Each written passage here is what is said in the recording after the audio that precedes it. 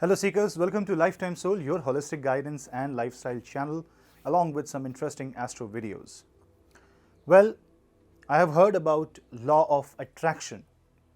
Let's join this law of attraction and the understanding about it with something related to Jyotish, astrology, and let's figure out for whom this law of attraction is. Is this universal law?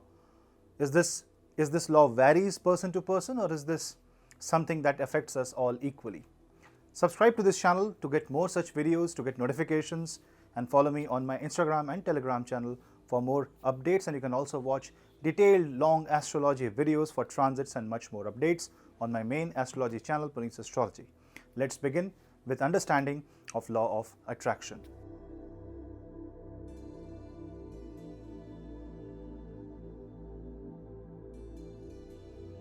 When you say something as a law, that means it has to be a universal phenomena. That means it affects all of us equally, just like Newton's laws of motion. Action will have equal and opposite reaction. That's Newton's third law, and it is called law because it is held true through multiple experiments. It is possible to derive a mathematical equation out of it. But when you say law of attraction, what you're trying to explain, or what you're trying to portray, is that there is a principle of mechanism that holds true for all individuals. What does astrology say about this?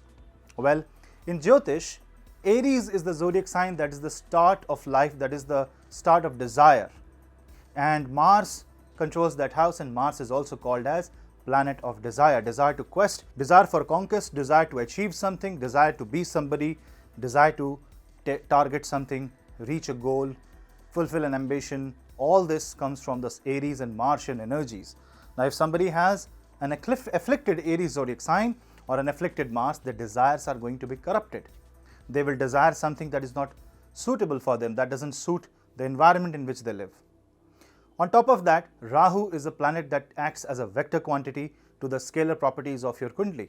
And Rahu is a planet that will tell you where the direction of the karma is, and if that direction of the karma has an association with Mars, that's a natural inflammation of desire.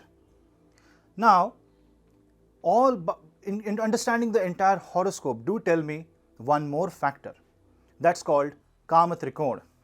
Well, see, desire is one of the four Purushartha, one of the four core pillars of a human life, and the Kama, or the desire, has a special trine in the Kundli, and that trine is formed by 3rd house, 7th house, and the 11th house.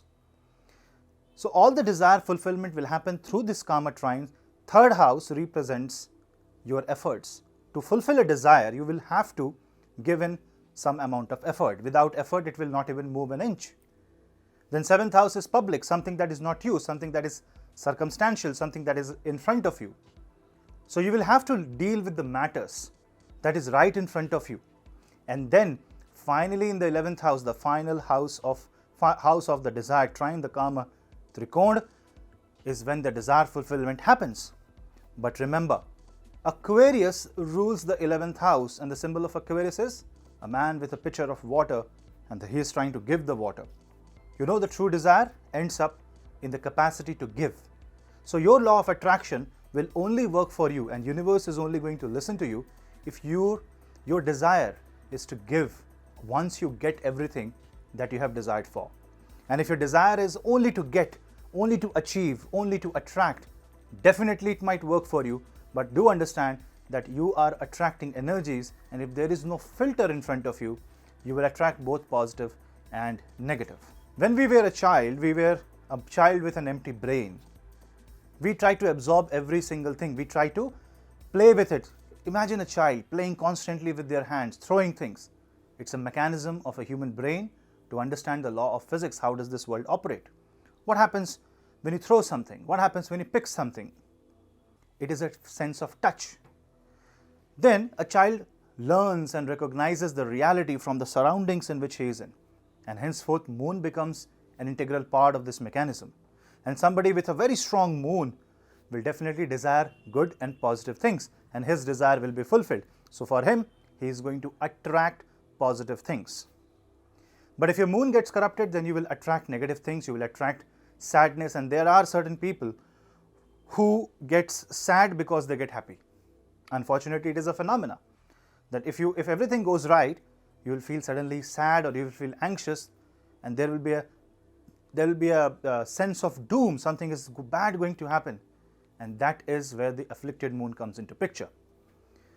See, the law of attraction is basically nothing but a karmic play of 3, 7 and 11th house, and the karmic play between Rahu, Mars and Moon.